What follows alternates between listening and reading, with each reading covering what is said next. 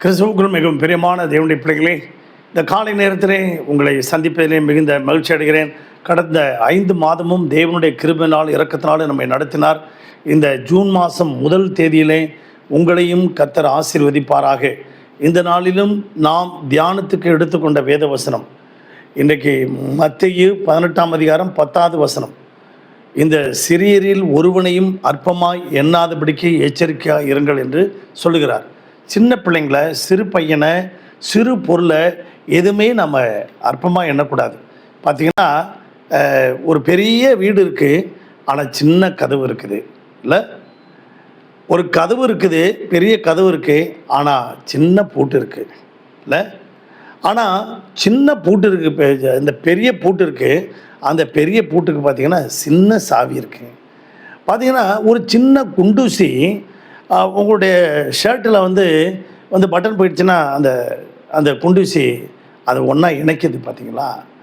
ஒரு தையல் மிஷினில் ஒரு சின்ன ஒரு ஊசி, சின்ன ஊசி பெரிய துணி, பெரிய ஸ்க்ரீனு எல்லாத்தையும் இணைக்குது. அப்படி இந்த சின்ன காரியங்கள் எல்லாம் பார்த்திங்கன்னா சின்னதாக வருதெல்லாம் பார்த்திங்கன்னா பெரிய ஒரு சாதனையை படைக்கிற மாதிரி இருக்குது எல்லாமே. அதே போல் வேதத்தில் அருமையான தேவனுடைய பிள்ளைகளே, யாக்கோபு 3ஆம் அதிகாரத்தில் ஒரு சின்ன நெருப்பு தான் அது பெரிய காட்டையே கொடுத்து விடுகிறது.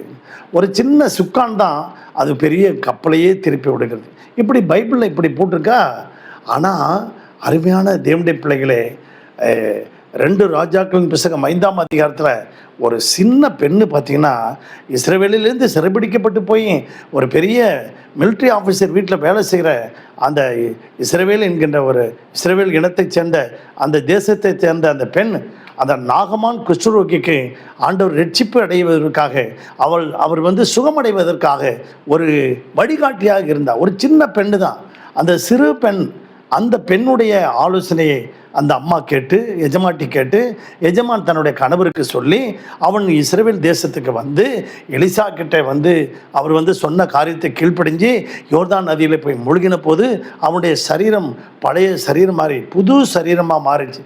பழையவைகளெல்லாம் ஒளிந்து போய் அந்த குஷ்டரோகமெல்லாம் நீங்கி புது சரீரமாய் மாறினா, இந்த சின்ன பெண்ணை கொண்டு கர்த்தர் சீரிய தேசம் முழுவதும் ஒரு பெரிய ரட்சிப்படைவதற்கு காரணமாக இருந்த ஒரு மகன் அல்லவா, அருமையான மகள் அல்லவா. இந்த நாளிலும் கூட அருமையான தேவனுடைய பிள்ளைகளே, 1 சாமுவேலின்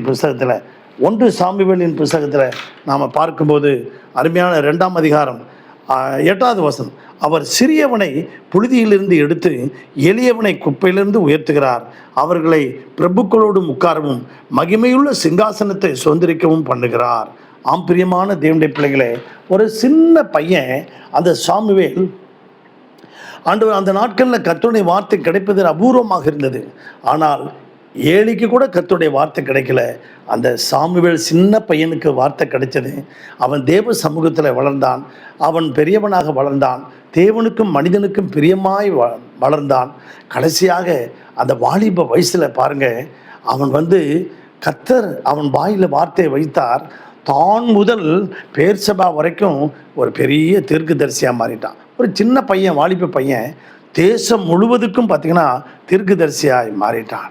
அவனை சிறியவனை அவன் பெரிய புழுதியிலிருந்தும் எளியவனை குப்பையிலிருந்தும் எடுத்து உயர்ந்த அடைக்கலத்தில் வைக்கிறார். இந்த ஜூன் மாதம் உங்களை கர்த்தர் உயர்த்துகிற மாதமாக இருக்கட்டும். உயர்ந்த அடைக்கலத்தில் வைப்பார், உங்கள் குடும்பத்தை வைப்பார், உங்கள் வேலையில் உயர்வு, உங்களுடைய படிப்பில், உங்களுடைய எல்லா காரியத்திலும் கர்த்தர் உங்களுக்கு உயர்வை கட்டளையிடுகிறார். உயர்ந்த அடைக்கலத்தில் வைத்த தேவன் சாமுவேலை உயர்ந்த அடைக்கலத்தில் வைத்த தேவன் உங்களையும் உயர்ந்த அடைக்கலத்தில் வைப்பார். உங்களுக்காக ஜெபிக்கட்டுமா? பரலோக பிதாவே, இந்த சத்தத்தை கேட்டுக்கொண்டிருக்க ஒவ்வொரு பிள்ளைகளையும் ஆசீர்வதி. இந்த ஜூன் மாதம் 1ஆம் தேதியில் இவர்கள் அத்தனை பேரையும், குடும்பத்தையும், பிள்ளைகளையும், ஆண்டவரே சபையும் உயர்ந்த அடைக்கலத்தில் வைத்து உடைய நாமத்தை மகிமைப்படுத்தும்படியாக ஜெபிக்கிறோம். அவர்கள் தேவைகளையும் விருப்பத்தையும் கர்த்தர் நிறைவேற்றும்படியாக ஜெபிக்கிறோம். ஆசீர்வதியும் இயேசுவின் நாமத்தில் பிதாவே, ஆமென். God bless you everybody. Thank you.